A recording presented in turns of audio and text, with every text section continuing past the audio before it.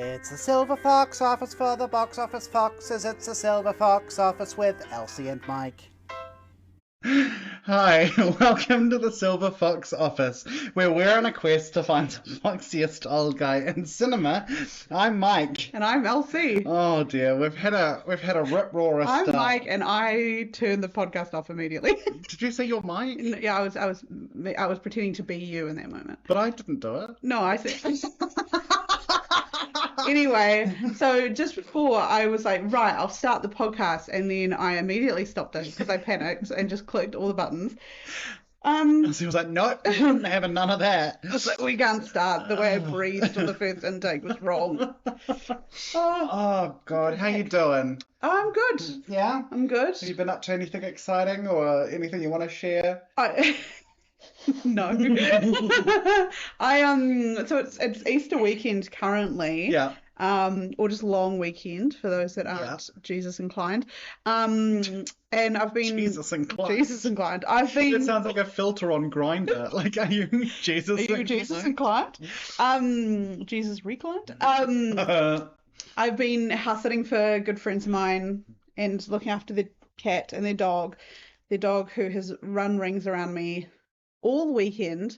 But it did mean that I got some good uninterrupted hours. I watched a lot of film and television this weekend. Nice. Which is good, which works well for the podcast. How about you, Mike? Well, I've been unemployed recently, which is very exciting. So I've actually done nothing, and it's been really good. It's literally been building Lego and playing with my cats and reading books and watching movies and just having a nice doing laundry. Very great. Just imagine when you're able to do laundry just when you need to during the week. And not like when you're in a screaming hurry. Yeah, washing bed sheets, I can do that whenever I want. Such an exciting There's something about unemployment where you not only have the time to do the things you want to do and laundry, but you also have the energy to do it as well, because there's a really large part of working full time. And you come home, you're like, right, and you have all these plans, like, I'm going to do this, and I'm going to make this out of clay, and I'm going to put, tape this to the wall. And it's like, you get home, and you're like, actually, I'm exhausted. I'm tired. And then you have all these unfinished projects. Yeah. So, and it's the same with weekends. You're like, right, I need a day to do my day-to-day clothes, my bed sheets, my towels. Your life admin. And dishes and whatever else. And then I also need to rest and relax for the week coming, and also maybe see friends and not be a total hermit. Whoever bargained for us and got us the 5 days on, 2 days off. Yeah. What the fuck were you thinking? No, nonsense. Honest to God. So yeah, I'm very broke, but I'm happy at the moment. So, that's what it's all about. So as soon as we can monetize this thing, the happier I'll be. As soon as we can quit, just be full-time podcasters. Full-time influencers. Which maybe we can do it now on our 30 listeners. If every listener just donates $1,000 a week. We will be able to live off of this, please. If every listener leaves a substantial sum of money to us in their will, then and then dies promptly without us having any involvement. No. Not implicating us. Please do not bring this up as evidence in any trial. This is going to be held against us. I think so. Please none of our listeners die, because otherwise it's going to look super suspicious. Yeah. Oh, anyway. Yeah. Well, have you seen any good films recently? Yes, I have. Let me get the diary out, because it's like I said, there's been a lot going on. So I'll tell you what I've watched. So, let's have a look back. First of all, I the day we recorded the last episode, I went home that night and finished Cat on Hot Tin Roof. Great. Great film. Yeah. Excellent film. I think I said that on the podcast, but I finally finished it. And then that night as well, I went to the movie theaters and I saw The Last Showgirl. You're saying you're going to do that and then you report back, so tell us. I really enjoyed it. Yeah. I thought I've actually heard nothing about it. All I know is that Pam Anderson's in it. Pam Anderson's I've heard I haven't heard if it's good or bad or mixed or anything. I just don't know. So it's been called like the comeback performance of her career, like the performance of her career, and she does an incredible job. She plays this showgirl in Vegas who's been on the show since, she's been doing the show since the 80s. It's now modern day, and the show's closing. And she doesn't really know who she is outside of this performance. And she's lived seeing this performance to be like, she remembers when it was the pinnacle of like femininity and stardom and things like that. And now everyone sees it as this kind of sad, pathetic, like Vegas showgirl routine. And she copes with the fact that she's got two of her younger like cast members who obviously going to move on and like continue dancing, but for Pam, she's kind of at the end of her career there. And then she's estranged from her daughter, who's played by Billie Lourd, Carrie Fisher's daughter. Excellent.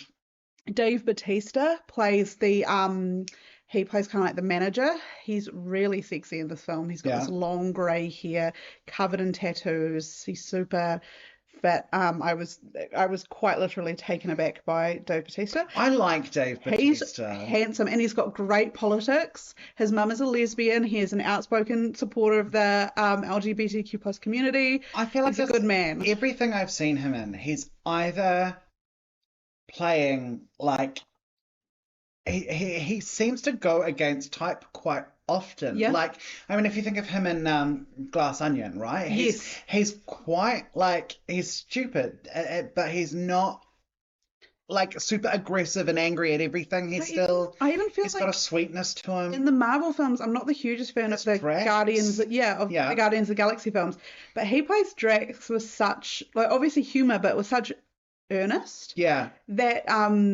he's quite charismatic. I'm often quite drawn to him, and he's great in this. Knock at the Cabin as well. He was quite like reserved and like erudite, and you know, he's I really like Dave Bautista much more than I thought I would. Yeah, I really like Dave Bautista, and when I was watching this, I like came away from it being like, he was very handsome. Is he over 45? Well, he better be. Because he is stunning. I reckon he could be a fox. 100%, please be over. He's 56! Oh my god.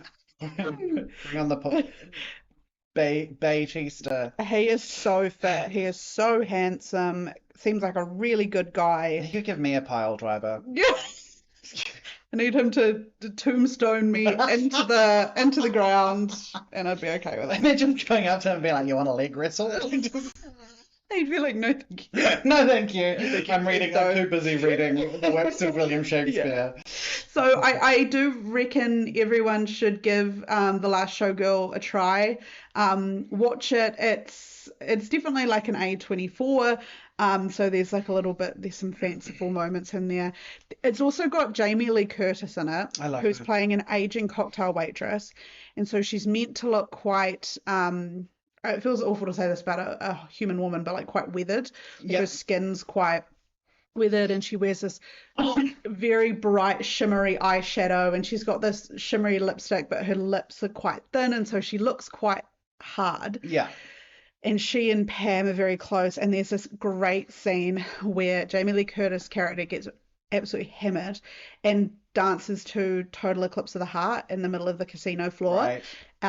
She ends up losing her job because of it, but it's this beautiful like scene where she's dancing, and she just, you know, you can tell that like in her and herself she's remembering her youth, but then you're looking at her and you're being like, you know, she feels like she's been left behind. There's also this great scene where she's getting changed in the changing room, and she's wearing like a thong, and it's like Jamie Lee's like bare ass is out there, and it's like I really like that women are getting more confident in just like showing themselves as they are, like Demi Moore and The Substance, and now Jamie Lee Curtis. And especially seeing as Jamie Lee Curtis has been quite open about not having any plastic surgery. I think she said she had Botox once or twice and hated it. So I think she's one of those people that's quite staunchly anti-plastic surgery. So her body is probably the body of a woman, a natural body of her age. Of a woman of her age who takes care of herself. Yeah,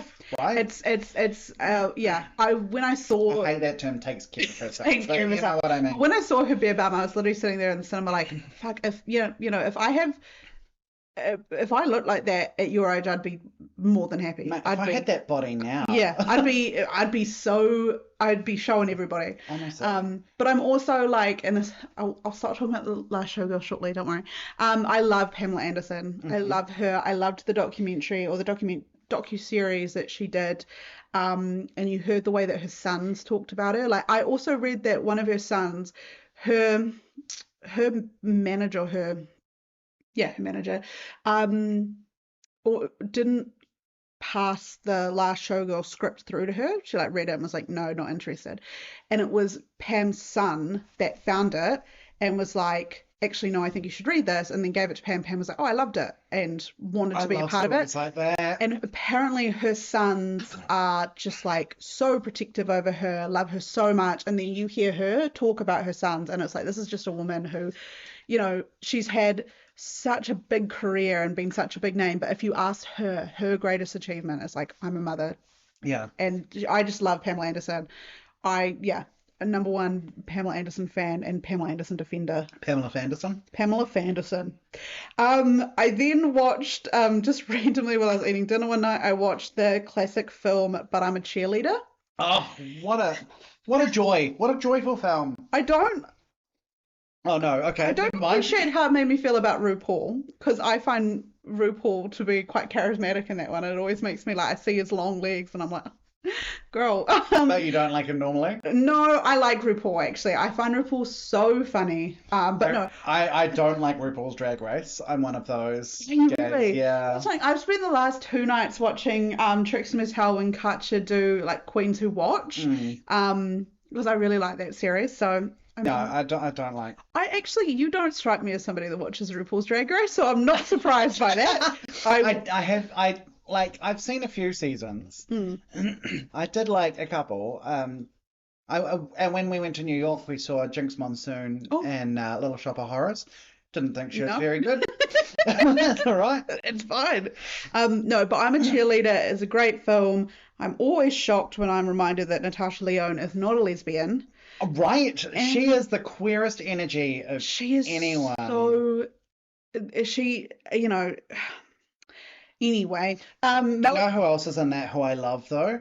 Kathy Moriarty.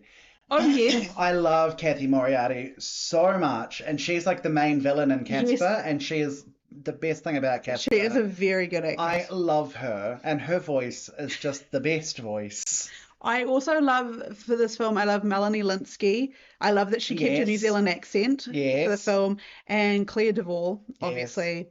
And the gardener that's like jacking off a rake or whatever. That was a formative memory to me. It is a great film. I love the bit when they're having the intervention with her and they're like bringing out all this stuff to like prove that she's a lesbian. They bring out like a Melissa Etheridge poster and they're like, she's a vegetarian. Everyone like nods. They're like, oh. I haven't seen it in years. It's such a film that like doesn't take itself too seriously and plays into all those stupid fucking stereotypes people have about gay people. It's brilliant. I feel like Claire Duvall is also quite hot in that, right? Like, a lot of people are really hot. She's a lot of women's queer awakening. There's a woman named Graham. It changed lives. Not the hottest name that I can think of. But on her works. Yeah, all right. And then a few nights later, I watched 3 episodes of the new season of Black Mirror. I know via Letterboxd you've watched them, so I'll wait till you talk about them and then we can talk about them. Well, we can talk about them now. I don't mind. Okay. Yeah, because I haven't seen the last one. The only ones I've watched are Eulogy, Plaything, and Common People. Yes. I started with Eulogy. That's the Paul Giamatti one. Paul Giamatti one. We watched them in order, but oh my god. I did not. That Paul Giamatti one is so good. I cried my eyes out. So devastating. And Paul Giamatti is just... He gives such an impeccable performance where it's like, I watched it and I'm like, it feels like a continuation almost of like The Holdovers, like that kind of somebody that's like quite angry and quite jaded and hardened towards the world, but in reality is like, does have a softness in them. They've just spent so much time. So wounded. And it's like scabbed over their heart, right? 100%. Eulogy was brilliant. I immediately like... I messaged my family and I was like, everyone get on Netflix, watch the eulogy episode. And also such a great concept. Right? Like a fun, different concept. Yeah, I thought like this whole season so far, I've been like, oh, this feels like Black Mirror. Black Mirror. And especially because the last 2 seasons have been like, I okay. didn't mind the Smithereens one with Andrew Scott. I didn't mind that one. They've all faded from, like, they've all gone because I just didn't find them memorable. What are your ultimate favorite episodes of Black Mirror? Like, that's so difficult. I know mine off the dome. So it's been a long time since I've seen them, and we've actually been. The series has been like, oh, we need to rewatch them. I really like. I feel like it's not a popular episode. Mm-hmm. I think it's called White Bear. Oh yes. Where they're like hunting the woman. Yep. I really liked that one. That was good. I remember the first time I saw it being absolutely shocked. I would. I'd need to look at like a list of them and a synopsis. Yeah. Come back to this question next. Okay, next time we will have a list of like our top 5 Black Mirror episodes. Because I already know mine, so I can't wait to come back to this. We'll put it on the agenda for next time because it's too good. On the agenda. The next one I watched was Plaything. Oh my God, Peter Capaldi. Peter Capaldi is incredible. I was happy to see Will Poulter back. Yes. Will Poulter. Oh my God, he's so fit. I thought that one was really fun. I actually quite liked it because I was like a little bit confused at first, but I thought it had the same kind of unnerving energy as Bandersnatch. Right, yeah. So I really liked that because it was... Because, I mean, it's sort of a sequel, really. It's a really brave to do a quasi-sequel to Bandersnatch, considering how, like, revolutionary that was for, like, a choose-your-own-adventure type thing. Peter Capaldi was outstanding. Peter Capaldi is always brilliant. I love that man. So good. There was something really, really satisfying. This was my review. Yeah. Something satisfying about the way he says lump. Yeah. His accent. Lump. I just knew him as lump. What the fuck accent was I doing there? I was going like Werner Herzog. I just knew him as lump. It was very good. And the last one I watched, which I also sobbed my fucking eyes out at, was Common People. Common People was the one that I was like, we're back. This is it. This is how it should be. I just thought there was something about it which it wasn't.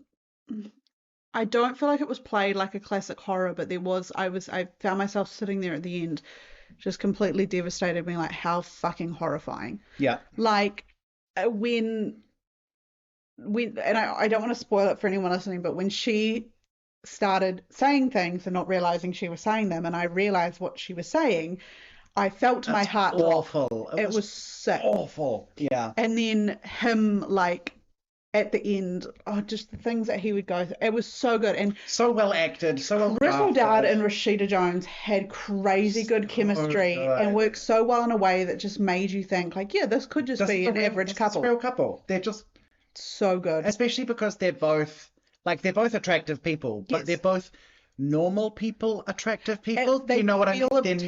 They're not that ethereal Nicole Kidman. Yeah. Oh my God. It's like if it was fucking Michelle Pfeiffer and Stanley Tucci, you'd be like, okay. Yeah, they're just good-looking normal people. It was so they're common people, one might say. Yeah. It was a very good episode, and it did leave me feeling utterly devastated.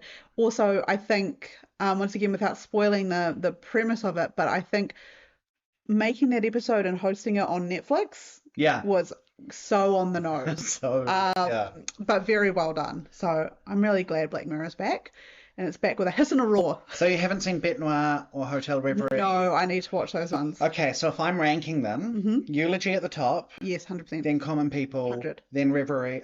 Then Hotel Reverie. Mm-hmm. And then Plaything, and then Bête Noire, I think. Okay. Yeah. I'm excited to watch those two. Yeah. No, Hotel Reverie, I loved. The tone is weird, but I loved it. Perfect. That's what I want. No, I'm so excited to finish watching those. I thought I was only going to watch, like, because it was seeing yours and Jared's reviews on Letterboxd. It was like, oh my God, I need to watch these. And I thought I was only going to watch Eulogy, and then I was like, I have to keep watching them. They're so watchable. They're so good.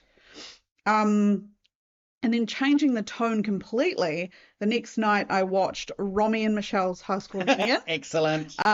What a great film. What a cute film. Mira Sorvino is actress of all time. Just a little plug for my friends as well. I think Mixed Bag did an episode of But I'm a Cheerleader, and I think they did an episode on Romy and Michelle as well. Perfect. So listen to them for more. Everybody listen to that after this for the natural continuation.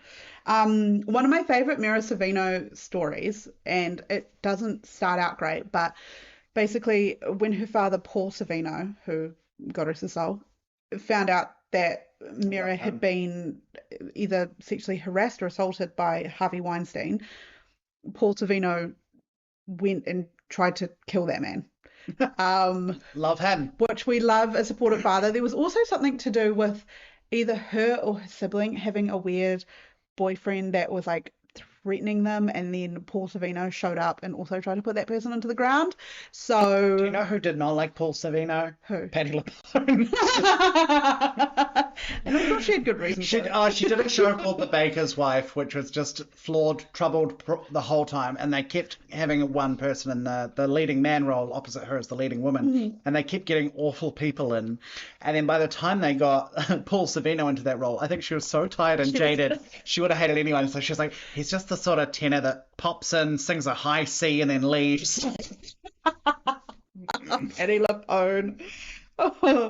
I loved Romy and Michelle's High School Reunion. I loved Alan Cumming as the fucking nerd. Yes. Bajillionaire. It's very good. The post-it notes.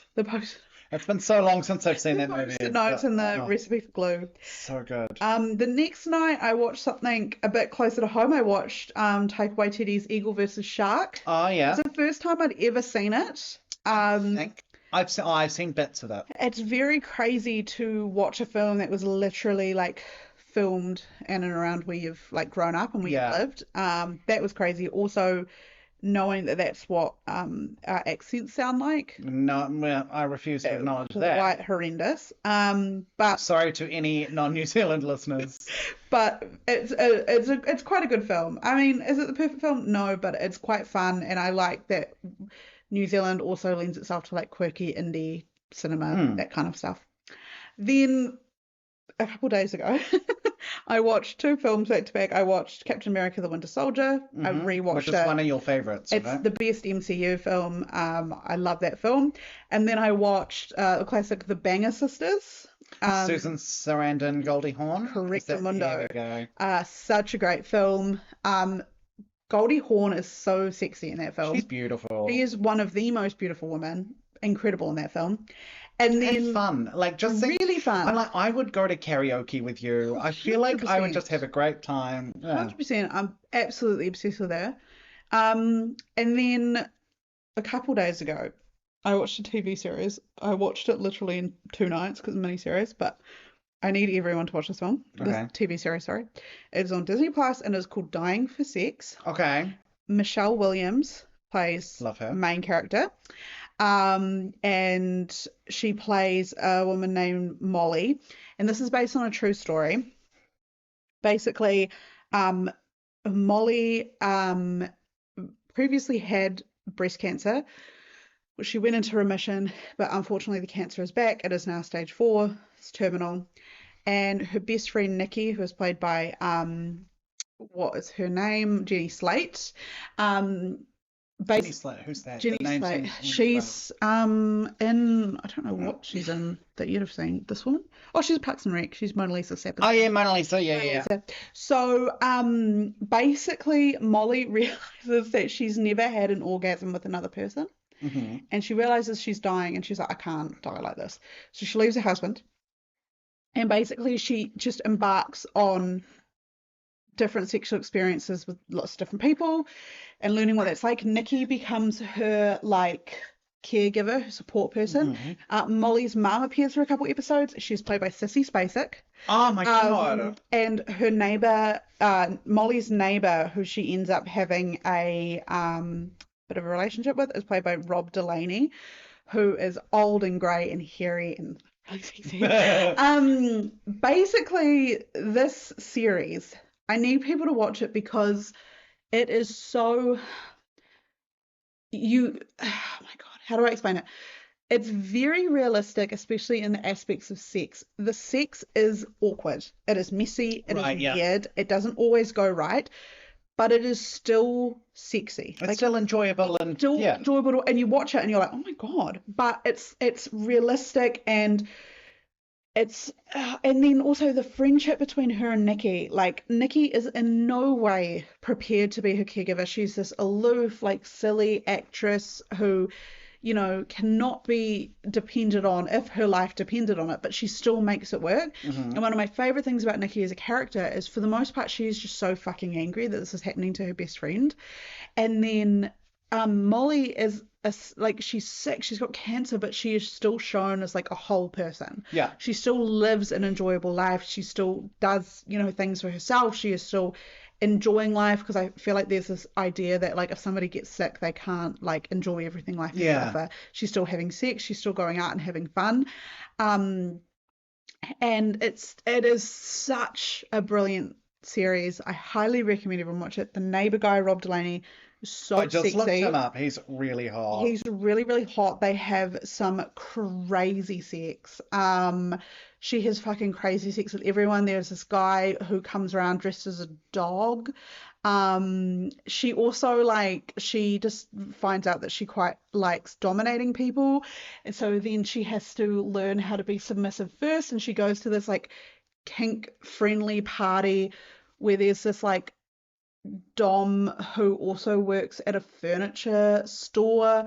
It's absolutely brilliant. I recommend everyone watches Dying for Sex. Please be prepared to fucking cry your eyes out 1 minute, and then laugh your head off next minute, and then be, like, turned on, and then, like, start crying again. Expect everything from it. It is so brilliant, and I need them to get that Emmy out, and I need them to start engraving Michelle Williams' name on it, like, right now, because she just does an incredible performance. It sounds really interesting. Dying for Sex. Dying for Sex. And also, it's a mini-series, about 8 episodes maybe. It's insanely watchable.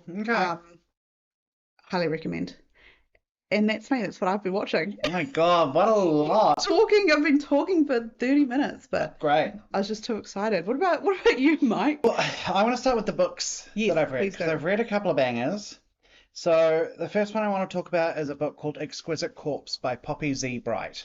Oh, beautiful. So Poppy Z. Bright, I just want to be careful about how I talk about them. They are... When they wrote the majority of their output, they were a female. They have since transitioned, and they now are Billy Martin, so now they're he, him pronouns. So I'm probably going to stick to they, them.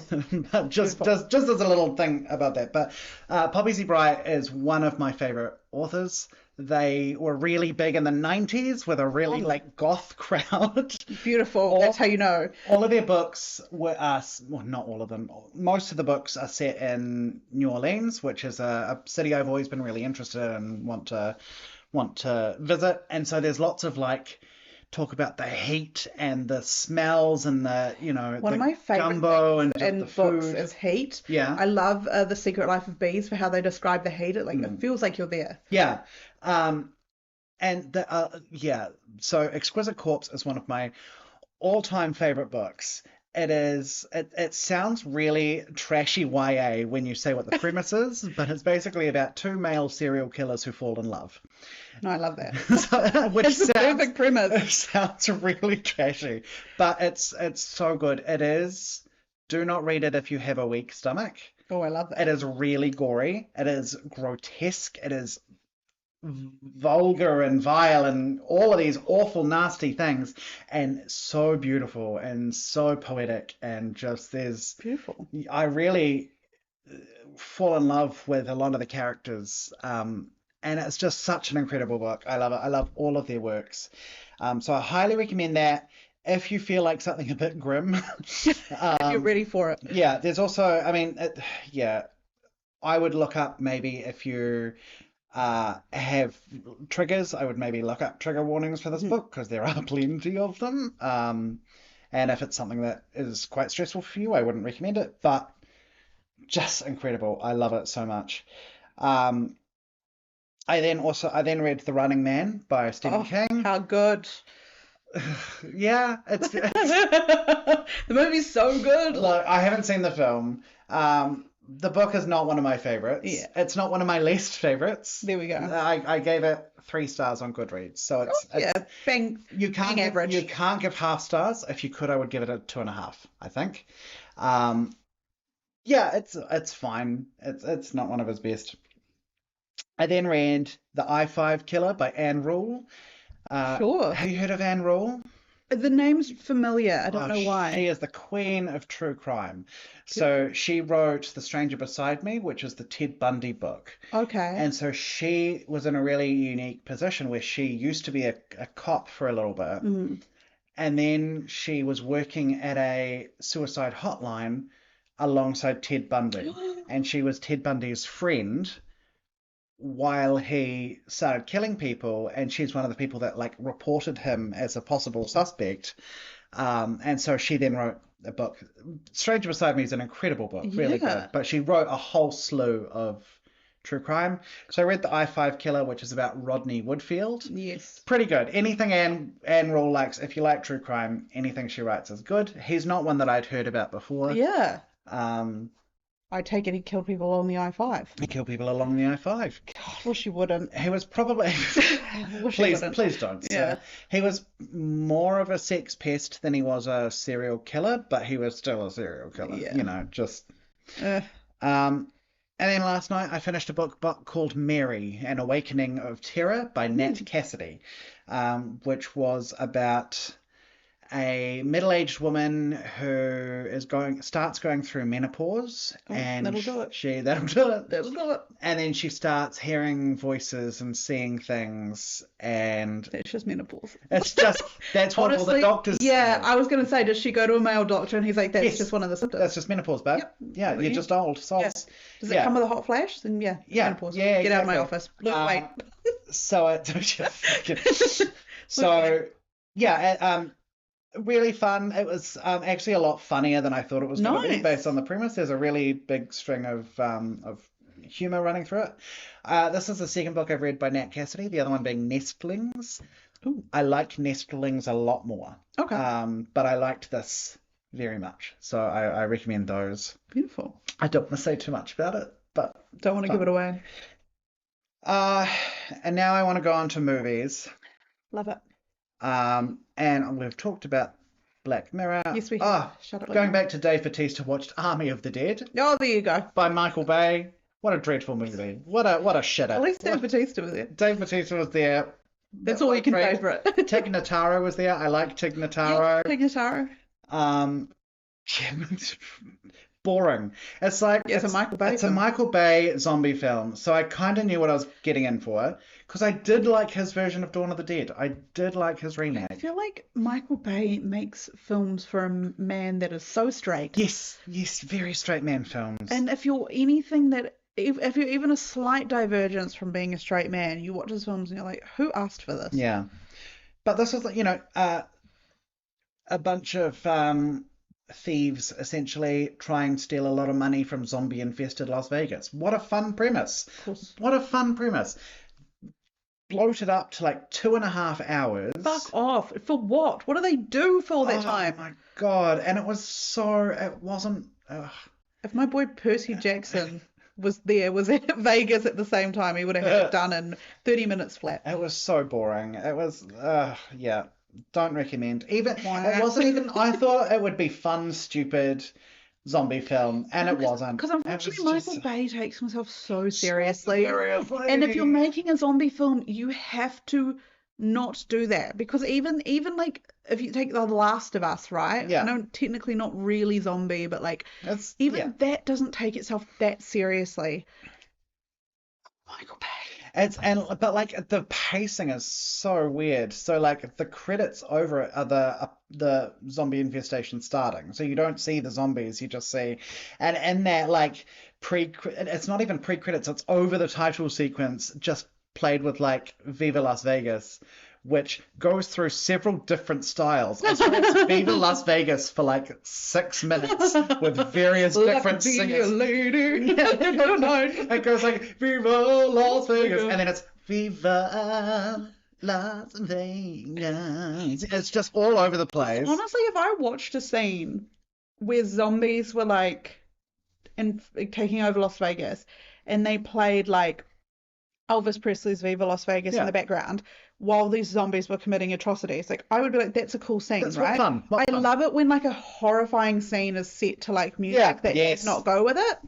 Not 7 different iterations of so it. many different, and in that scene, like Dave Bautista loses his wife and child, like, and it's just all of this major character stuff, and then Viva. And I'm like, that's a movie right there. What you've just done is a movie. You've just showed me the whole movie. But no, they're just, oh my God, and it just keeps going. Las Vegas. Next time I'm going through something traumatic, I'm just going to start playing Viva Las Vegas. If you ever come to me and you're like, oh, I've got this sad news, I'll be like, Viva Las Vegas. I'll pop on Viva Las Vegas. Yeah. Alexa, play Viva Las Vegas. I just... Oh my God. Yeah, so I do not recommend that. Not even for fun. Not even maybe just ironically. look at pictures of Dave Bautista. Honestly, just look at that. Watch another Dave Bautista movie. Watch a George Romero zombie movie. Watch Michael Bay's Dawn of the Dead. That's fine. Yeah, that one's fine. Then I watched Devil in the Family, The Fall of Ruby Frankie. Oh, I keep seeing that up on Disney Plus. So this is about Ruby Frankie, who was like a mom influencer, a Mormon mom influencer. They were like YouTubers or something. Yeah, they had a channel called 8 Passengers, which was about her and her husband and their 6 kids. Jesus Christ. Yeah, because we're Mormons. And then she, the channel was all about what the perfect family they are. And then it came out that the mum, major child abuser, awful creature. And apparently they were a huge deal. I never heard about them because I don't have a family, so I don't have kids, so I don't get that. I don't like watching content that centers around people's kids because it always feels very exploitative. It's weird. But I'm also too old to have been watching it for the kids because a lot of people were watching it for the kids. And the boy had a lot of like girls his age who had crushes on him and, stuff like that. What a harrowing documentary. It's a 3-part series on Disney Plus, which I don't know why it wasn't just a movie, but whatever content. Really good. I really enjoyed it. Okay. Enjoyed it is a weird thing to was say. Informative. I've gone through a whole true crime spiral at the moment, honestly. But I highly recommend it if you're interested in true crime. Yeah, I keep seeing it pop up, so I might actually watch it tonight. Yeah. And I also watched The Woman Who Wasn't There. Have you seen this? I have known about this for ages, and then I saw that you had watched it. Again, it's the second time I've seen it. I've watched it years ago. Put it on my watch list, but I've been meaning to watch it for ages because it's just so fucked to me. Yeah, it's really short. It's like an hour long. Perfect. I first watched it a few, like 5 years ago maybe. It's about a woman who basically, a victim of 9/11, who was in the towers, who escaped. Her fiance was left behind and died in the flames, and she became a major organizer and like activist for the victims, and then it turned out that she wasn't even in the country when that happened. She wasn't in the towers. She's just lied. Unbelievable. It's crazy. This is about to sound really crazy, but there's this article online, right, where this guy ages ago wrote a script for an episode of Seinfeld that takes place after 9/11. Right. Because, like, famously, a lot of TV shows just did not air after 9/11. A lot of them had to change because, like, you had to change a lot of stuff. But this episode of Seinfeld that this guy wrote, he writes it as if the characters are, experiencing the aftermath of 9/11. And Jerry, I actually don't remember what happens with Jerry because he's literally the most least interesting character of that whole series. I've never seen an episode of Seinfeld. So. Yeah, Elaine, her storyline is that she was dating this guy and she's been meaning to break up with him, but then he survives 9/11. He was like in one of the towers and now she feels really bad and can't break up with him. Oh no. Kramer I shouldn't laugh. Lends his box cutter to his colleague that he works with, who happens to be one of the hijackers, and like the whole thing for Kramer is that he can't get his box cutter back. God. George Costanza's storyline is that he ends up at a 9/11 support group and starts lying about having been to 9/11, and basically lives this life that this woman. Oh my God. But the thing, I'm pretty sure the guy wrote the script before that whole stuff came out about this woman, so he just wrote it because it's a very George Costanza thing to do, to be like, yeah, I was at 9/11, and then he like the lie gets so big that he can't. But the fact that this woman literally lied about being at fucking 9/11 is so crazy. It's insane. But no, I need to watch that documentary. I've been meaning to watch that along with is it called What's the Matter with Aunt Diane? What's wrong with Aunt Diane? About the woman in the car and she like crashes the car. Yes. And nobody can work out why that happened. This is ringing a bell. It's a docu. I think I've seen this one as well. I think so. They're not at all the same, but they're just two that have been on my list for ages. And I think What's the Matter with Aunt Diane is on YouTube, and I've been meaning to watch it on there. But like, apparently nobody can work out what happened, but I look at it and I'm like, it might be a little bit obvious. I think she was a functioning alcoholic. But... Okay, there's something wrong with Aunt Diane. Yeah, there's something wrong with Aunt Diane. Okay. If you haven't seen it, watch it and then we can regroup. Anyway. And then I don't want to talk about this one too much because fuck it. But we watched Winnie the Pooh, Blood and Honey. You did a community service. Winnie the Pooh horror movie. Was it really bad? Not even fun bad though. Okay. We like also I was not expecting to have this reaction. But it started and Winnie the Pooh started killing people and my heart went, Winnie wouldn't do that. Exactly. I went into it being like, what a fun concept. I love this idea. Not as soon as it started, I was like, Winnie, no. I have a Winnie the Pooh in my bed at home right now. I went to Build-A-Bear and I made a Winnie the Pooh and I gave him a little shirt and he's like a classic Winnie. Yeah. Not I love Winnie the Pooh. And it'd be like a fucking SpongeBob started killing people. No, he wouldn't. But you don't know him like I do. But like a fun idea. Yeah. Fine. However, it was so bland and boring and unpleasant. And also like it was just a couple of guys. It was just Winnie and a guy in a Winnie the Pooh mask and a guy in a piglet mask killing people, killing boring people. And like nothing really tied back to it. Nothing really happened. No, but it didn't use the subject. You know, you're like, oh, okay. If it's Winnie, he says, "Oh, bother" at some point. You know, like I'm like, there's stuff you can do to tie it back to the source material. If Winnie like sniped somebody and then went, "Oh, bother," like that's funny. Yeah. Do you? And it was again, it's that thing of it took itself so seriously. If it was campy and over the top and silly, it was the psychedelic wig it would party. be so much fun. Psychedelic wig party. Do you remember when we would be like kids? I don't know if this was. It probably would have been your generation as well, because I know there's. How dare you? I know there's a generation gap. If you're gonna say like Gone with the Wind or something. Do you remember when TV became colour television? No.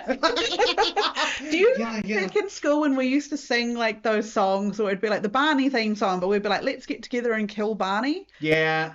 That's what that movie gives me the effect of. I hate you, you hate me. Let's get together and kill Barney with the great big axe.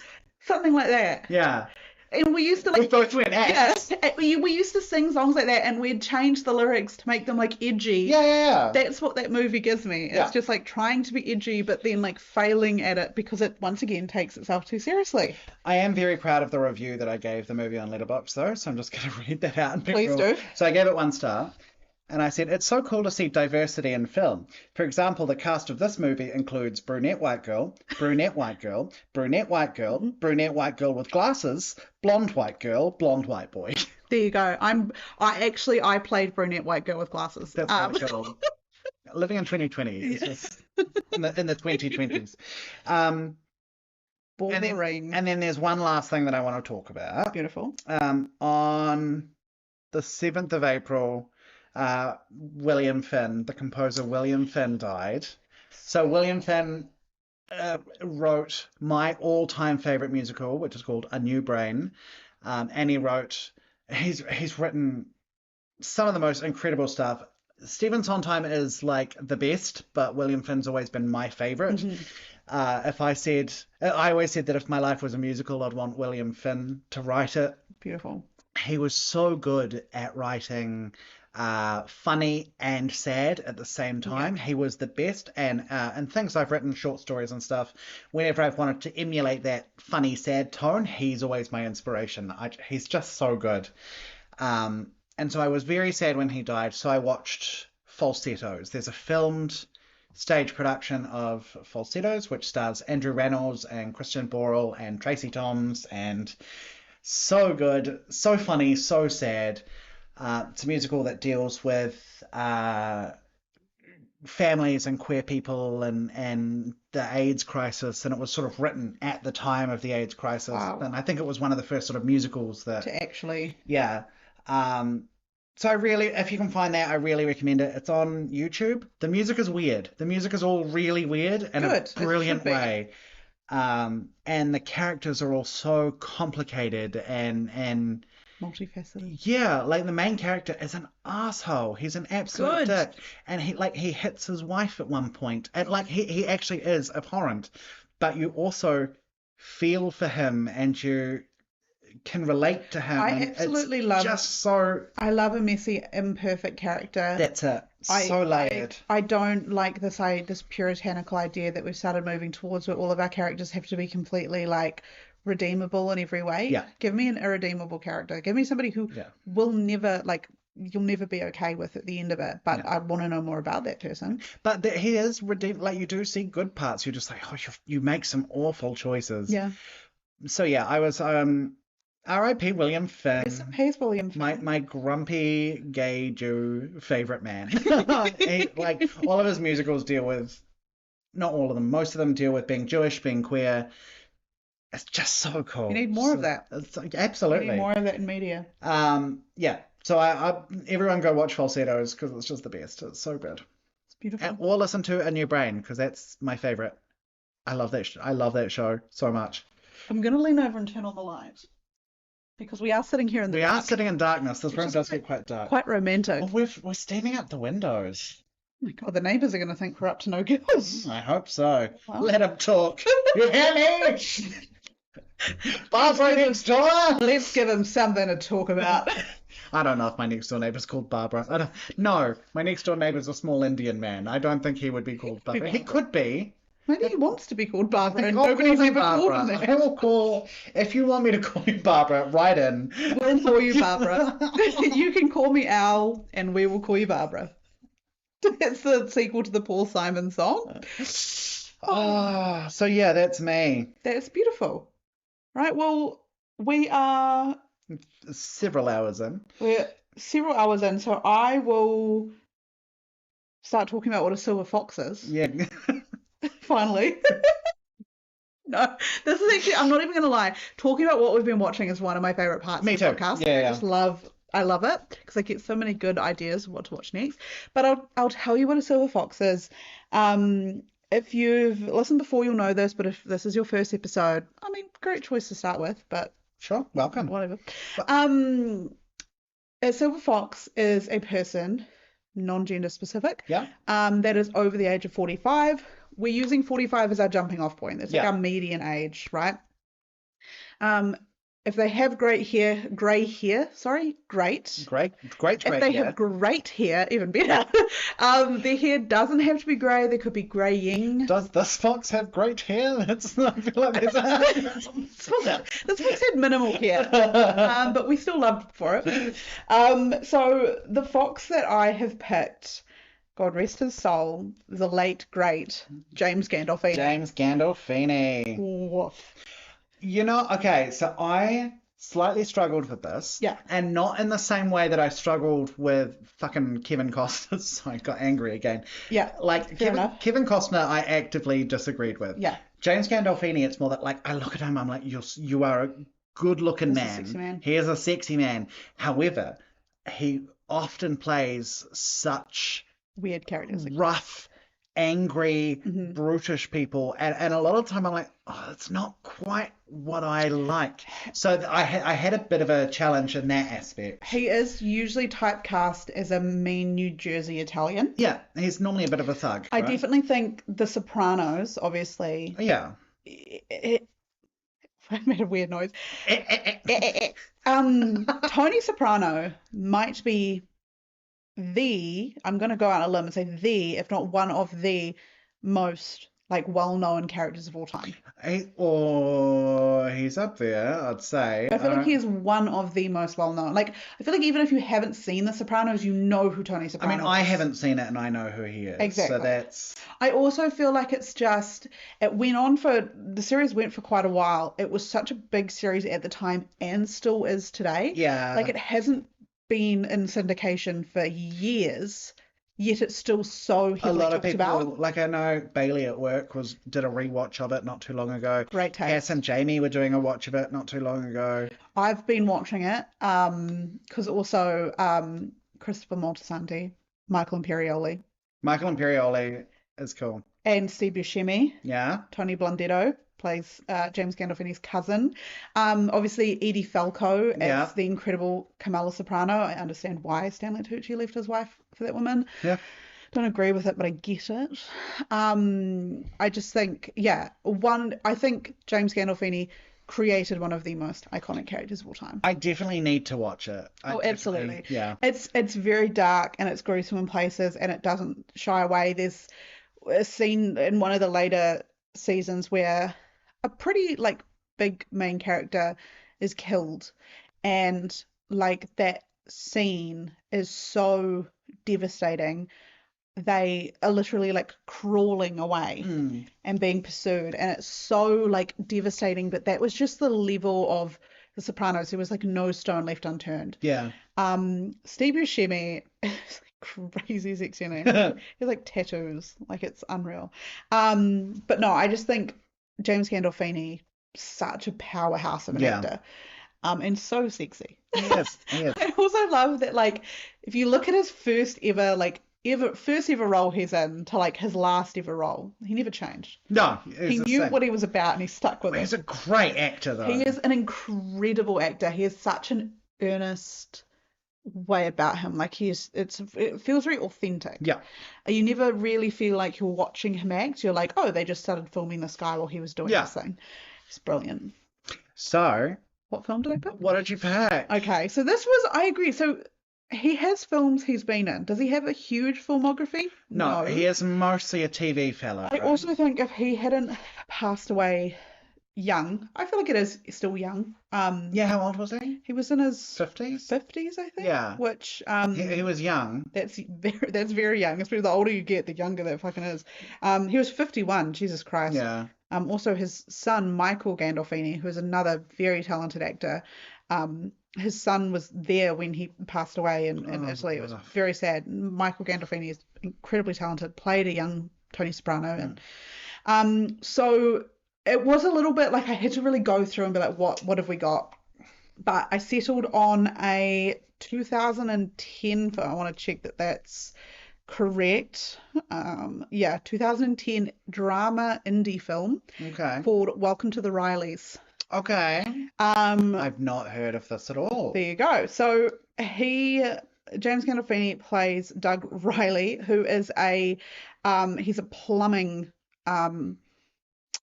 supplies contractor. Okay. And he and his wife Lois have been married for some time. His wife is played by what's her name? Melissa Leo. Mm. And essentially their daughter passed away when she was 15, their daughter Emily. And so they've really been struggling with this for some time. Lois is essentially agoraphobic to this point. She does not leave the house, even as far to like go to letterbox. And Doug has been struggling with this. He's been having an affair effectively with a waitress named Vivian. And unfortunately, Vivian passes away as well very early on. And so he needs to go down to New Orleans. He's actually on a business trip, like a plumbing supplies expo or something. Sure. And while he's there, he goes to a strip club. And he meets Mallory, stripper. She's like 16. She's played by Kristen Stewart. Oh, every lesbian's wet dream. There you go. So meets Kristen Stewart. And he realizes very quickly that he doesn't want to engage any of her services. And so he's like, I'll walk you home. And so he does, and he gets back to her house, which is like a very rundown like apartment, and she is obviously like struggling to interact with an older male in a way that is not like inherently like contractual or something. Yeah. And she keeps like offering sex to him and stuff, and he keeps politely turning her down. And basically he arranges this deal with her where he was like, I will give you $100 a week or something if you let me live here. And basically they start this unconventional kind of guardian type relationship where he starts looking after her and trying to help her make better choices. So she's like he's like a surrogate father. Yeah. And she's almost like a replacement-ish for the daughter. She's acting as a bit of a surrogate there, which is rocky. And then his wife ends up eventually coming out to see them. She ends up leaving the house. Like coming out. I was like, whoa. No, she comes out to see them. So she leaves the house for the first time in years, and she also starts to view Mallory as this kind of replacement type thing. And things get a little bit rocky because Mallory is just not ready for it. And then without spoiling, I don't know if I'm probably gonna spoil it, but like in the end, it doesn't end necessarily as happy families. Okay. But both Doug and Lois say to Mallory, we are here. Like, if you need us, we will be here. And the reason I chose this one is James Gandolfini plays this father. He just plays a really he's just some guy, which is a crazy way to put it, but he is obviously deeply traumatized by the death of his daughter. Yeah. And now he's got Mallory, and he is obviously trying to replace something, fix something. But it's another one of these, like, I feel like I've said the word earnest a bajillion times this episode, but it is just like another earnest role where he is struggling and he's trying very hard to put love back into the world. Yeah. And I think about, I don't know if you've seen Fleabag. No, I haven't. There's a really great bit in Fleabag where Phoebe Waller-Bridge, as Fleabag, says to her friend Boo, like, I don't know what to do with it, like the love that she has for her mother. And then she's like, I don't know where to put it. And Boo's like, well, I'll take it. But it's this thing about like when you lose somebody, and I feel like Andrew Garfield's talked about it as well, is like there's all this love, and that's what the grief is the love you don't get together with them. But a lot of people still hold on to that, and there's nowhere to put it. Yeah. And so he ends up giving it to Mallory, and I don't know if Mallory is necessarily ready to take that on, and it's probably not the healthiest way to do it, you know, trying to effectively replace your daughter. But it's very sweet, very sad. It sounds like it sounds nice. Maybe nice isn't the word. It's definitely, I feel like, realistic, in the sense of like, I don't know if we always make the best choices when we're grieving, or you know, if it is the right thing for them to do. You're not in your right mind when you're grieving. Exactly. You don't make the right choices. That's why they say, like, if you have a breakup or a death or something, don't get a haircut. Don't make any major life decisions. Don't cut your own hair. Holy fuck. Stay away from the box dye. Yeah. So, and thankfully he didn't have a hell of a lot of hair in the first place, so he was safe. He had to go find a 16-year-old stripper. Like, you know what, I just want to go get like a mohawk. Because it was like a taxi driver mohawk. This will fix me. But honestly, no, it was James Gandolfini. I think it seems weird to call this his hunkiest film, considering like the dense and sad subject matter. But for me, it was this, like, to me, it was a complete opposite to the roles he usually plays. I mean, you could look at him as Tony Soprano and be like, this is how he feels about Meadow. Like, he you know, shows her a lot of love, and he is, in his own strange way, a good father. But did you say Meadow? That's his daughter. That's Tony Soprano's daughter. Interesting name. It's weird that the New Jersey Italians call their daughter Meadow, because there's like Tony Jr., right? Yeah. And then there's just Meadow. Have I ever shown you The Enchanted Mountain? No. So it's this North Korean Italian animated feature. It's very funny. The voice acting is terrible, and that's what makes it funny. Beautiful. And they just always say meadow, and there's this duck that has this like, let's go down to the meadow, and it's like, and he always talks with this duck who's like, I know it, my friend, let's go to the meadow. Sorry, that's just Mito Soprano. Mito Soprano. I'm glad that you found the name Meadow to be quite odd because everyone else's name is like Frankie Walnut and like Salvatore, and then you're like, and this is Meadow, and it's like, I don't know if they would have named their daughter Meadow. This is Meadow, our lush Meadow. Yeah, this isn't Meadow. This is like, I don't know, Sistine. This is like Juliana. Yeah. Yes. Be normal. Yes. But yeah, I feel like I've picked an unconventional pick for James Gandolfini, but I just think it was he exudes this kind of energy about him that's very caring, and it goes with that like big man, like strong man, but also can be quite what's the word I'm looking for that I've just lost? Tender? Yeah, tender, like can be emotional, can let his guard vulnerable. And I found that quite attractive from old Gandolfini. Also just it also sounds like just going against type. Yes. Really quite heavily as well. Which I quite like because I feel like he is a typecast as a absolutely rough guy. Yeah. So it was nice to see him in like a family man type role, and I think that's what really did it for me. That sounds nice. How about you? So yeah, like I said, I struggled with this a bit because I think that I am more attracted to James Gandolfini the person than any roles that he plays. So like for instance, one of the things that first came to mind is a documentary. So it's called Shoot Me. It's called Elaine Stritch Shoot Me, which is about Broadway diva Elaine Stritch, and beautiful. It's about her life, and she's a character. If you're a Broadway fan, you'll know who Elaine Stritch is. She's crazy. She would often just turn up to Broadway shows and be like, I'm here to see the show. And they're like, do you have a ticket? She's like, no, it's me, Elaine Stritch. I want to see the show. And they would let her in to see the show. But he is in this documentary talking about her. Naturally. And he just seems so sweet and affable like himself. But I was like, I can't, he's a bit player in a documentary that's not about him. I can't pick 100% could have been a pick. But he does tell this story of like being like in line for something, and he feels a tap, and he turns around, and Elaine Stritch is there, and she says, "Oh, I really like your performance in The Sopranos." And he goes, "Oh, thank you very much. That's very kind," and turns around. She taps him on the shoulder again, and he turns back, and she goes, "Don't condescend to me, you son of a bitch." and that made him fall in love, and they apparently had quite a friendship. Yeah. Don't condescend to me. He also, I think, did a blurb on the back cover of Patti LuPone's book. Anyway. Oh my God, a man after your own heart. Yeah, I think he had quite a big stage. Yeah. Like, part of the stage community. So anyway, the movie I picked, I did not pick the Elaine Stritch documentary. Damn it. I picked a movie from 1993 called True Romance. Oh, yes.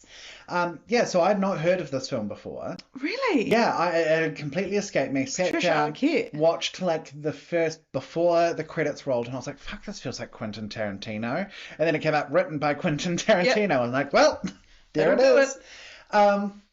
He plays quite a small part. He's only in about 2 scenes.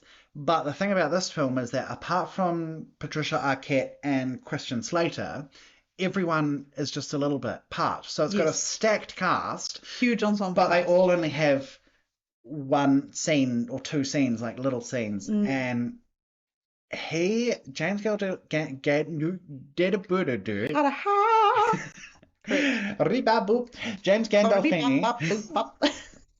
Tracks on the gap.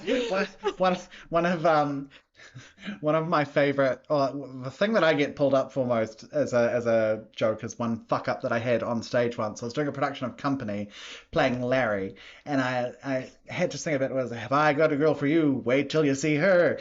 But I blanked on the lines, and so to save it, I started doing this really bad scatting. So, like, "Have I got a girl for you? Rip-ba-da-bee-ba! Skip-ba-da-bee-ba! Hey boy!" Like, really bad. My brain Short-circuited. I love doing that. We were out for dinner not too long ago, and I couldn't think of like what I was saying, and so I started scatting. Yeah. And then I turned to my sister. I went, "We are trashing the camp right now." And she lost it. She was like, "I haven't thought of that in years." Shout out Rosie O'Donnell. Yeah. Anyway. That's what I say every day. Every morning I wake up, shout out Rosie O'Donnell. Shout out Rosie O'Donnell. Thank you for all your work. So yeah, Cheers, Gandolfini. So he has two scenes. And one scene he is basically knocking on a door, asking a character where his flatmate is, right? The character happens to be Brad Pitt. So it's just James Gandolfini and Brad Pitt having this conversation. Brad Pitt's stoned out of his mind, and it's just such a civil chat. Yeah. He's like, "Hey, where is he? He's not here. Where is he going?" You know, and I'm like, "Oh, what a charming man." James Gandolfini seems like such a sweetie, such a charming mob man. And then there's a scene where he's basically trying to find Patricia Arquette and Christian Slater. And he walks into Patricia Arquette walks into her hotel room, and James Gandolfini's there, and she's just acting like it's normal. She's like, "Oh, hey, how you going?" You know, and just having a chat. And she's like, "Oh no, I don't know who you're talking about. It's not me." And it's so civil, so polite, and then out of nowhere he asks her to do a turn for him, and it starts feeling a bit creepy. A bit weird. She starts doing a turn, and then he punches her in the face and knocks her out. And then it's the sudden change of being really charming, and then suddenly it's violence, non-stop violence. And it's just, I think the thing about it that's sexy is obviously not assaulting women. That is not a sexy thing. It was that switch, it was the acting, and just you could see the technique, and I'm like, oh, that's a good performance. I feel like I probably should have done a bit more research. I did try, but it's quite hard to find, especially a TV actor. It's quite hard to be like film roles where he's a major character. Yeah. But I thought he also had a bit more hair. And just when he was charming, he was quite charming. So I think that's why I've picked it. That weird film, though. Yeah, odd film. I always get that one confused with Natural Born Killers. But I've not seen that one. I think that's because it's Woody Harrelson, and is it Juliette Lewis? And to me, it's like a similar, like it's like a couple that on the run, Bonnie and Clyde type thing, which is why I always get them confused. But True Romance is odd. I think, however, if we ever do a Christian Slater or a Patricia Arquette episode, either of those, 100%. there is a scene where they are talking to Michael Rappaport on the phone in a phone booth, and they just get distracted midway through, and they just start fucking in the phone booth. And so real. The way that they just start making out, and suddenly hands are everywhere, and you see her underwear coming off under the skirt, and his pants come down, and you're just like, it was really hot. And then this truck drives by, and they're in full view. There's a TV series, I think I've talked about it before. It's called Escape from Dannemora, and Patricia Arquette plays this woman who works at a prison, and she helps Benicio del Toro and Paul Dano escape from the prison, and she has an affair with both Benicio del Toro and Paul Dano. Right. And she's meant to be playing this character who looks quite busted, like her hair's never brushed, and she looks very frumpy all the time, never has any makeup on, her tits always hanging out of her bloody tank top. Same.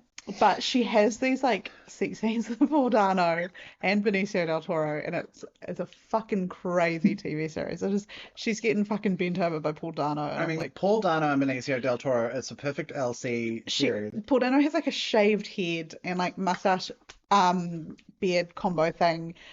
There's a bit where Benicio del Toro like has her in his lap. It's crazy. It is so crazy. Anyway, what were we talking about? I just want to say this cast though, because the cast is stacked.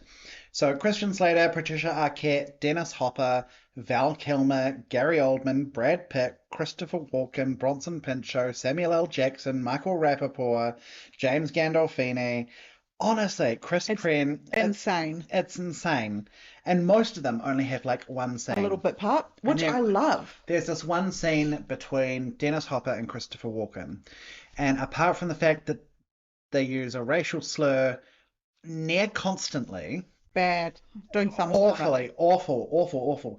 But Christopher Walken has given such a good performance. Yeah. And like that scene, that just the wordplay, just that tension, it's such a good scene. And I'm like, oh, I just want to go in there with a bar of soap and wash your mouth out.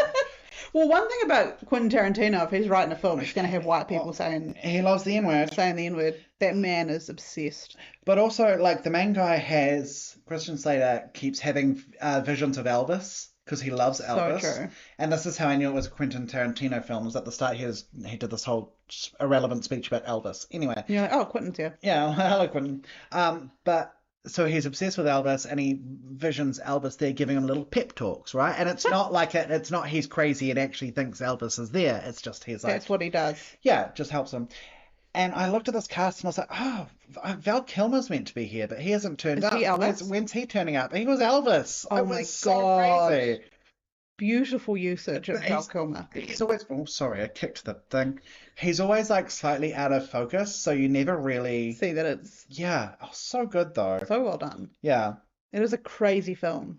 I don't know how I felt about it. Like, we're not at the rankings, so I won't reveal. But like, you know how there are those films where you're like, the start's really good, the end is really good, but the middle bogged down for me. It was hard to, those. This was the opposite. So the start, I was like, ugh. The end, I was like, ugh. But the middle I was like, oh, this is engaging. This is quite cool. It's quite heavy. Yeah. There's like quite a bit to it. Yeah. And I mean, it's funny, like for a straight man funny, you know, like it's... Yeah. Yeah, it's a good film. It's one of those classics, like I feel like people have to see it once, but Yeah.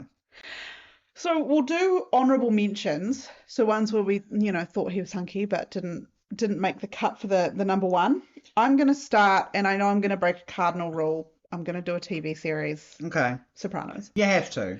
He's so sexy as Tony Soprano. He's got, like, when he's at the Bada Bing, he's at the strip club and there's a bunch of chicks all over him, and when he's on the boat with that, a girl with the titties out and things like that, like he's sexy in Sopranos. Do I forgive him for how he treated Carmela? No, but he is unfortunately very sexy. My next one is a film called Enough Said. He's in this film with Julia Louis-Dreyfus, and he has a bit of facial hair, which is a nice change. Also, Julia Louis-Dreyfus is just like really beautiful. I love her. Look at her. He's quite hunky in this one. Facial hair. It seems like a good guy. I've also chosen, it's a Coen Brothers film, or maybe just one of the Coen Brothers, can't remember, but The Man Who Wasn't There. Not to be confused with The Woman Who Wasn't There that we were just talking about. No, The Man Who Wasn't There. It's black and white, and there's this like one scene where, this is a really blurry photo, but where like James Gandolfini's got like his sleeves rolled up. Oh my... I love a rolled up sleeve. That's a sexy man. Maybe I want to make that one. Yeah. There's something about a rolled up sleeve. There's something about a suit. Yeah. So The Man Who Wasn't There. And then the last one, because I just think it's funny, The Incredible Burt Wonderstone. People remember I watched this film a few weeks ago. He plays the manager of two magicians, one of the magicians being Steve Buscemi. Nice. And I don't know. He's hunky. He's got more hair, and he wears a robe at one point. So it's enough for me. Nice. How about you, Mike? What were your honourable mentions? Where the Wild Things Are. Oh, so true. Carol. That's true. One of the wild things. I was like, you know what? We'll get as wild as you like. You know what? That's the clause for me. I also had Enough Said as one of my honourable mentions, and I had Get Shorty. Oh, yes. I was very close to watching Enough Said and Get Shorty, and also Fallen. Okay, yep. which is a movie I really liked when I was younger, but he's just not in it enough to make it worthwhile. Yeah.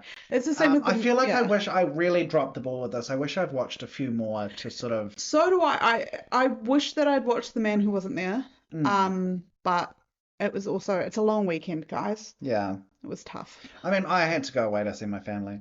So yeah, had to. But I'm really interested also in there's like the William Friedkin 90s, I think, TV movie of 12 Angry Men he was in. Yes, he is in that. Yeah, I want to see that one as I would be well. interested to watch. I didn't watch it, but Loves 12 Angry Men. Yeah. And I'm pretty sure he plays one of the least angry men. Juror 6. Yes. Great.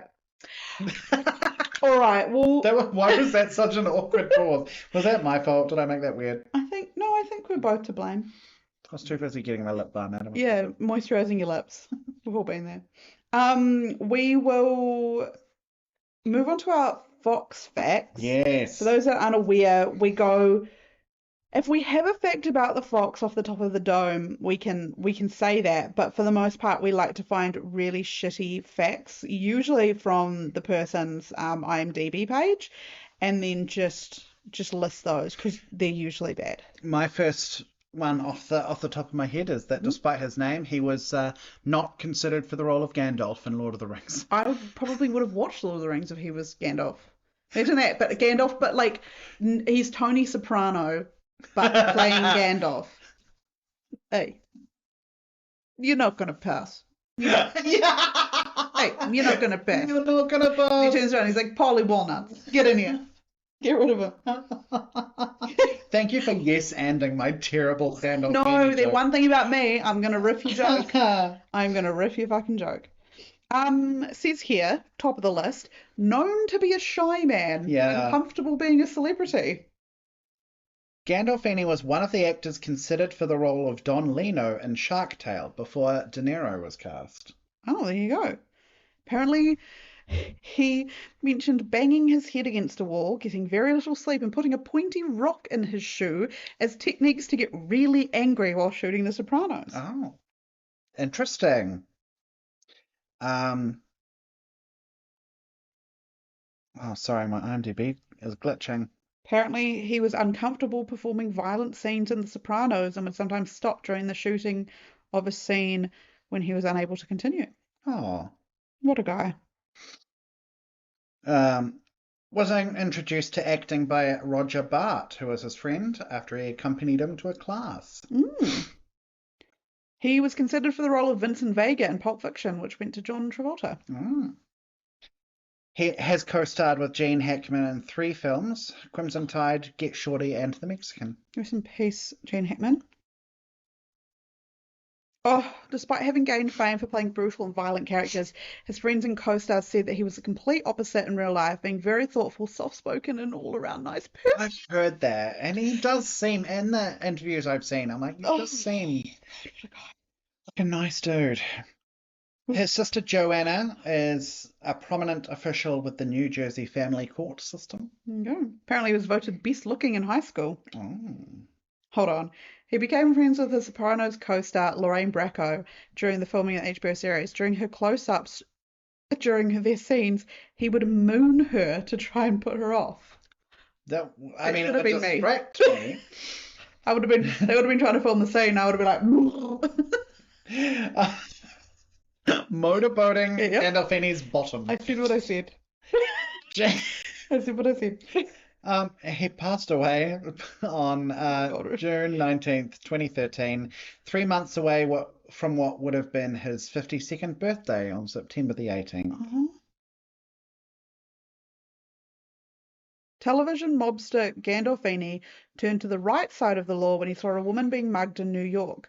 Passers-by were shocked to see the tough guy step in and rescue a woman while she was knocked down and had her bag snatched while walking down a dimly lit street. God, what a guy. His parents spoke Italian at home. Oh. Oh, I don't like this fact. Oh, God.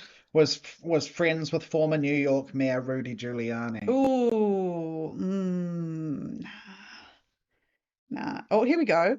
For his role as Eddie Poole in 8mm, Gandolfini met a variety of real porn directors and producers to get a feel for their lines of work and get a taste of their personalities, and is said to have loosely based his character on several of them. Wow. Roof. Was considered for the role of Ben Grimm / The Thing in Fantastic Four 2005. But it was Michael Chiklis, wasn't it? Yeah. I could easily have seen him as Yeah. Ben Grimm. Michael Chiklis is also. Did you ever watch? Oh, you probably wouldn't because it's Ryan Murphy. You didn't watch American Horror Story Freak Show? I've seen Freak Show. Oh, you've seen Freak Show? Michael Chiklis. I've not seen all of it. I watched the first 3 seasons. Patty LuPone was in the 3rd season, so I was like, well, I have to watch the first 2. So I did, and then I got halfway through Freak Show, and I was like, oh, this is awful. So I stopped.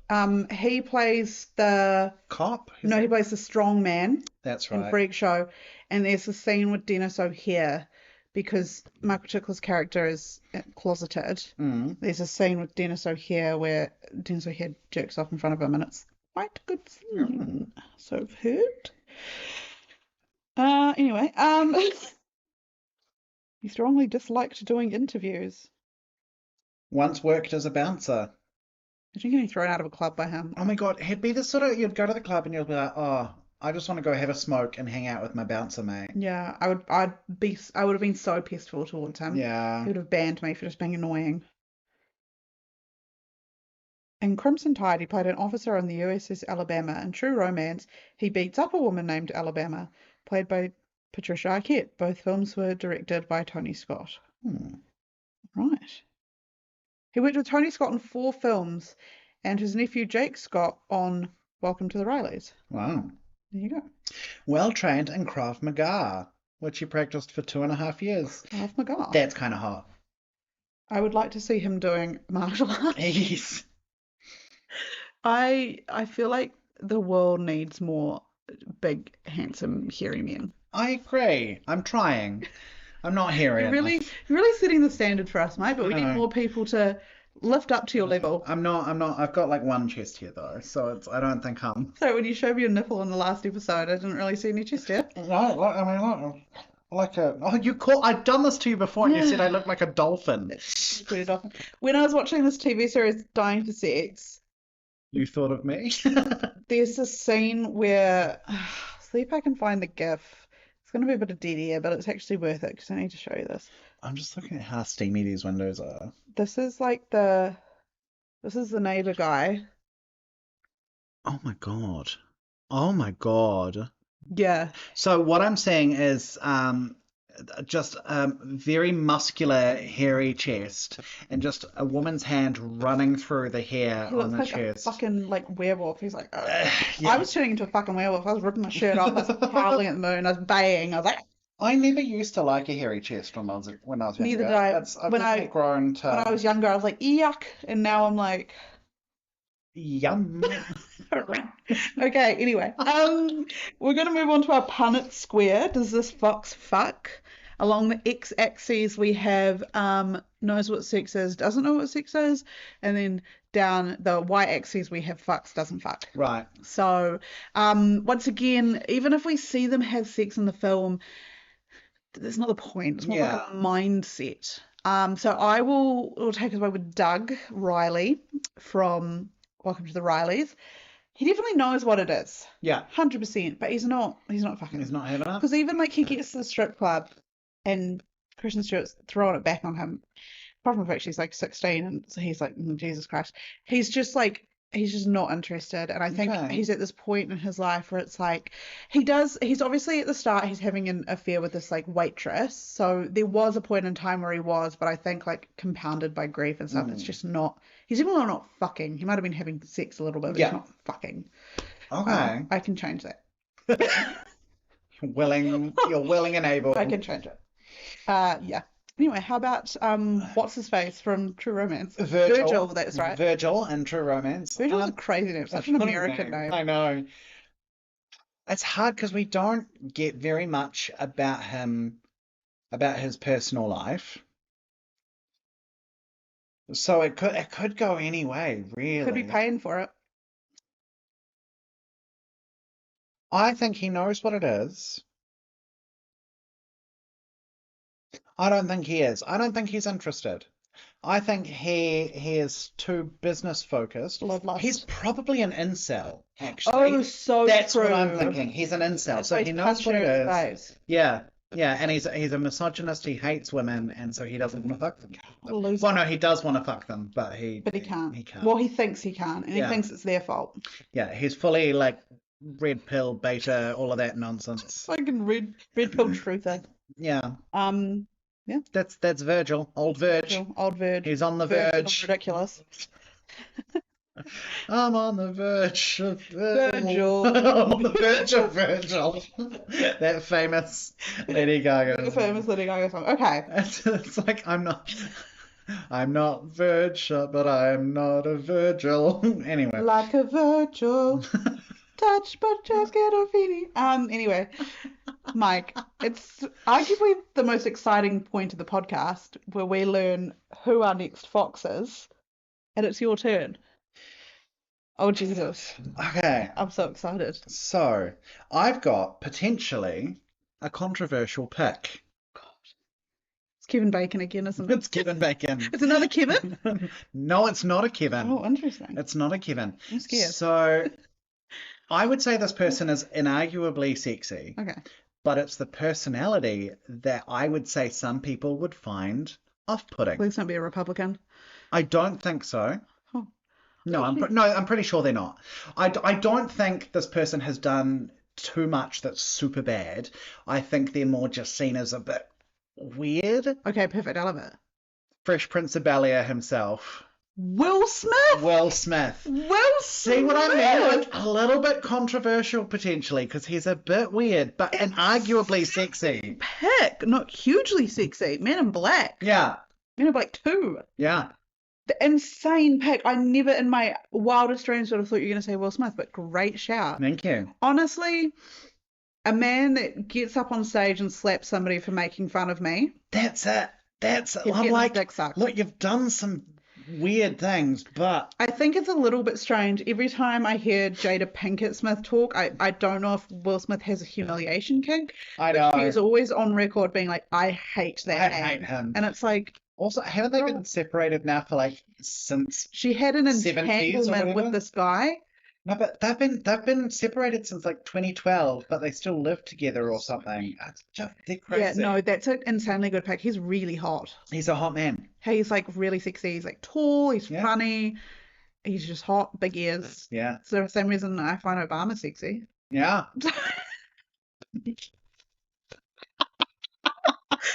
I need killing. I find Obama sexy. I understand. Yeah, you need to watch Fleabag because there's like a scene where her boyfriend breaks up with her because he catches her masturbating to a Obama speech. I had a sex dream about Obama once, but like That should be me. But like his penis was like the size of my leg. I think like you told me about this. Yes, I think we've discussed it. And I think I said the exact same thing. That should be me. I bet there are a whole bunch of like right wingers who are like, this is what This is what the woke left want. They all want to. Obama's massive penis. They all want to suck Obama's dick. I don't know if anyone remembers, but there was this time when Obama was president and he wore this tan suit. Yeah. And everyone went fucking nuts because all like the conservatives were like, this is so unprofessional. I can't believe he's wearing a tan suit. And then everyone that was normal was like, he's got that shit on. So, yeah. He's so sexy. Look, he's a war criminal. He's a fucking war criminal. But he's a sexy war criminal. He's the sexiest one out of the bunch. Also, his wife is insanely sexy. Her arms. She is so sexy. She could throw a cotton ball on the roof, but she is like hot as shit. She's like so. Throw a cotton ball on the roof. She got. Oh, just because of the arm power. See. That's not bad. Did you make that up, or is that a? Oh, I've heard about Serena Williams as well. She's fit as well. Also, speaking of Serena Williams, didn't Will Smith play her father in a film? Yeah. Oh God, I'm gonna have so much fun with King this. Richard or King something? Richard? Yeah. Yeah. Anyway, Options. I need to stop talking, or else we're going to ruin the next episode. Great choice, though. I'm happy because I wasn't sure if you were. I've had this in my mind for a couple of weeks, and I was like, oh, Elsie's going to be like, ugh. No, I'm so in. Okay, it's time that we should do a letterboxd ranking. Yes. So, Mike, what is your letterboxd username, and what do you rate True Romance? Come back to me. I still need to think. Okay, well, I'll do me then. Yeah, you do you. So my letterboxd for everyone that is interested is Dixienormous69. That is Dixienormous 69. And I think I'm going to give Welcome to the Rileys. I'm going to give it a 3. Okay. Being average for me. It was a good film. I really liked it. It was really like it made my heart hurt. I cried. I think Melissa Leo did a really good job of playing a really damaged character. And so did Kristen Stewart. I think Kristen Stewart did a really good job. And I feel like Kristen Stewart gets an unfair rap for being a bad actress because all anyone's bothered to watch her in is Twilight. But you watch this and then you tell me that she's a bad actress because she puts her fucking heart and soul into this one. And also just as per James Gandolfini is fucking beautiful in this. And he's one hell of a daddy. Yeah. Yeah. So three stars for Welcome to the Rileys. How about you? Alright, so you can find me on Instagram and on Letterboxd at onehatmadder, ONEHATMADDER. I'm tossing out between 3 stars and 3.5. Ooh. My gut is saying 3, but then I look at Letterboxd and everyone's giving it like 4.5 stars. It's one of those like movie stars. buff ones. I know. I just don't. Well, need I remind you, I watched Blue Steel for the fucking Clancy Brown episode, and everyone in those reviews were like, "This is a great film," and I'm giving it 4 stars, and I was like, "That was ass. Like that was an ass film." So don't always trust the people on Letterboxd. No, I think I'm gonna go 3 stars. I think too many people said the N-word. Otherwise, it was an okay. Christopher Walken was excellent. James Gandolfini was excellent. Yeah. The acting was good. Racism is bad. Racism's bad. 3 stars. When Mike was watching it, he was just shaking his head. He was like, "Oh, God." Just so his neighbours knew he wasn't cool with it. Barbara! Barbara, they're saying it again, but don't worry. Don't worry, and block him at ears. If you want to get us on other social media, we have an Instagram account. It is at the Silver Fox Office. We also have an email address if you want to submit your Fox ideas, if you want to ask to be on the podcast. I don't know if you want to send us a nice picture of yourself. But like PG, please don't send us a picture of your wiener. Unless you're Stevie Shimmy. Look. Case by case basis. You can always ask and say, "May I send you?" Yeah, maybe ask a picture of my first, penis. I just need to make sure I'm like not at work or something. Yeah, and we'll be like, "Oh, I mean, I don't have to worry about that." Yeah, true. Send us Mike first and being forwarded on. Yeah. Our email address is thesilverfoxoffice@gmail.com. Yeah. Yeah, and we haven't heard from what was our friend's name? What was that guy's name? Max, Marcus. It was something. It was some kind of like Spanish name. Miguel, something like that. Molly Ringwald. Carlos. I was close with Molly Ringwald.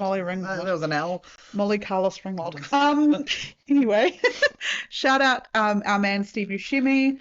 I can't confirm it, but I feel like you and James Gandolfini explored each other's bodies during his run. I don't know if that's appropriate to say. Probably not. His friend is now passed, but I do want to say, there's one lyric by William Finn that I sent Elsie when I was talking about William Finn.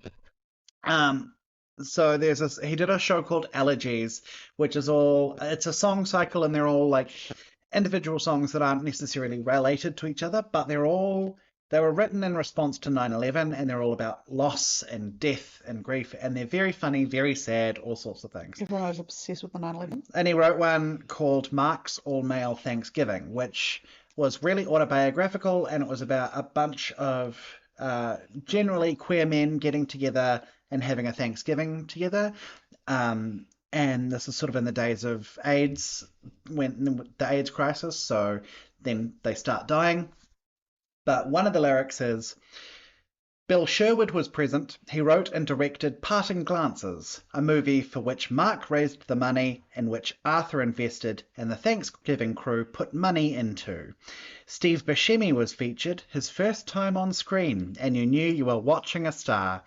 God, he was great, but he wasn't at Mark's all-male Thanksgiving. Oh my God. That is such a, first of all... Because also Parting Glances is the film I discussed in our very first episode. I just think that film to be like, have the funds raised for by queer men who are in the midst of the AIDS crisis, considering that is also what the film is about. Yeah. And also describing Steve Buscemi and saying you knew you were watching a star. Yeah. True. That's great. There are some people out there, like, there are some celebrities these days where I watch them and I'm like, we're going to see them in years to come and we're going to know, we're going to remember. Like me? Like you. Yeah. I'm going to be able to say one day, I remember being in his abode. in his Lego room. In his Lego room. And I knew I was conversing with a star about old men. That's it. Thank you. I'll be able to say that one day. You will. All right. I will refuse to acknowledge this podcast. You won't even look at me when I pass you on the street. When you see me shaking my little cup, asking for spare change, you'll say, meh. Bye. Bye. Well, thank you everyone for another episode. Thank you, Steve Buscemi. Thanks, Steve. Love you, Steve. Love you, and God rest your soul, James Gandolfini. R.I.P. We miss you. And we'll see you next time for Will Smith. Yeah. Will we? Will we? Smith we. Will we? Bye. Bye.